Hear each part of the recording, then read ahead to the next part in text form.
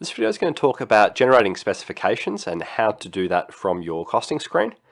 We're also going to have a look at editing the specifications and adding images, as well as how to use them for exclusions, which is something we get asked about quite a bit. So we're in our specifications screen, and I've got two items in my specs already.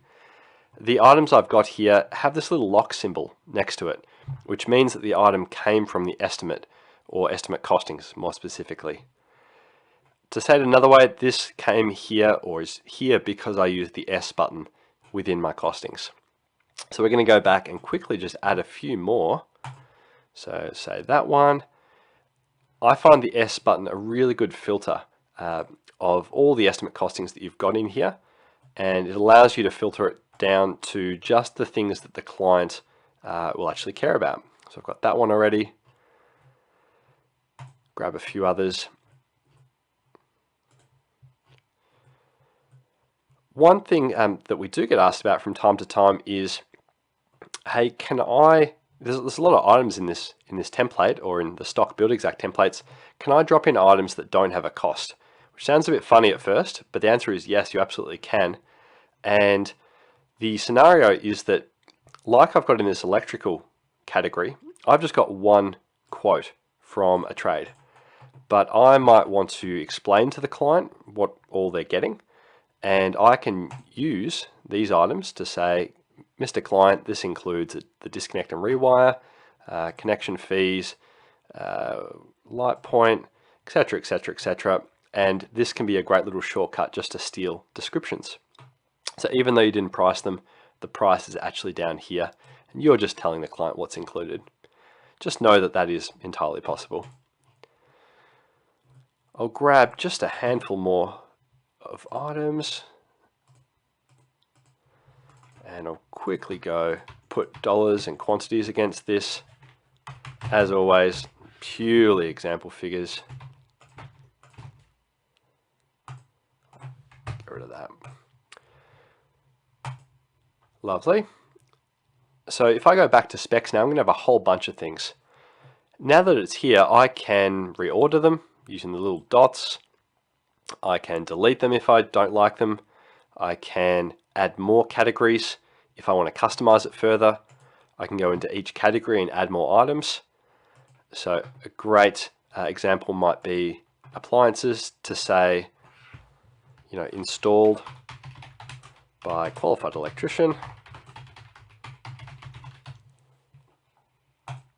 And you can make it whatever you like. A very common thing for people to do here is add images.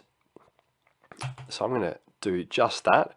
I'm going to click on this little image box, and you may not have noticed, but I popped it into edit mode by, I actually double clicked on it, but you could click on this little blue edit pen, does the exact same thing. Did that, and then I clicked on this, and it'll pop open to go and find some images. So I'm going to grab them from here. So this is for my cooktop. I'm just going to throw in a handful, throw in one for the oven. And I think this looks fantastic. I think it takes your quote up an extra notch. And I also have the opinion that there are a number of preventable kind of pain points with clients that are around communication.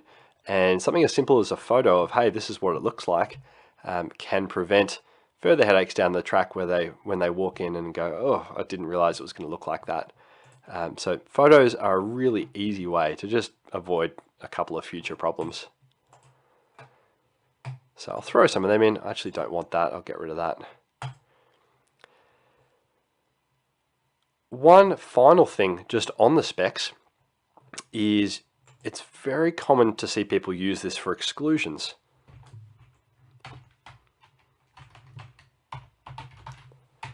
So what I'm saying here is, this list is obviously a list of inclusions first and foremost, but at the bottom of it, or at some point throughout, it's not uncommon at all for people to have a couple of items that are not included in the build. And the main thing is just getting it listed somewhere, and this is a great place to do it. So whether it be, hey, look, we don't include the new curtains, or we don't include the letterbox or whatever you like, this is not a bad spot at all to be putting that kind of stuff. When we go through to print the quote, you'll see actually what these look like on the quote and how they present. But the long story short is that ultimately whatever shows in the specification screen, you will have the option to present that in your quote. And this section really is intended to be a, hey, Mr. Client, this is what's included for the price kind of section. So it's supposed to be very descriptive and very customer friendly, much more so than the estimate costing section. Great, thanks very much.